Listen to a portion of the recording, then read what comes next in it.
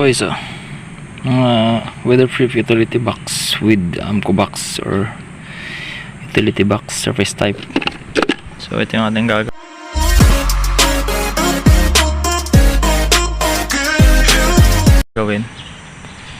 Yan, nalagyan natin siya doon ng outlet. Ito yung ating ito yung package nya. Bali dalawa yung binili ko kasi ay dalawa yung install.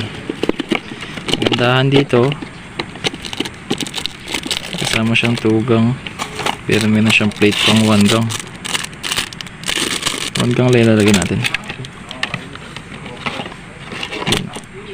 Tapos dito natin ilalagay. Wishing well mga koys. Ito yung kanyang ito yung submerse nya.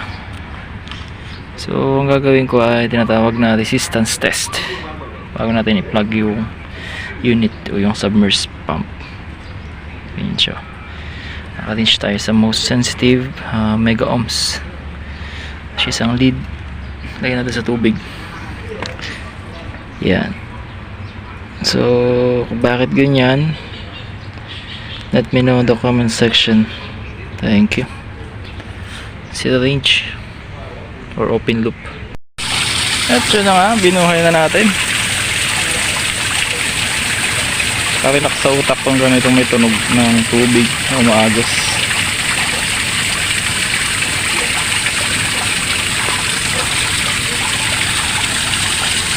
Talain natin kasi maraming kitik-kitik.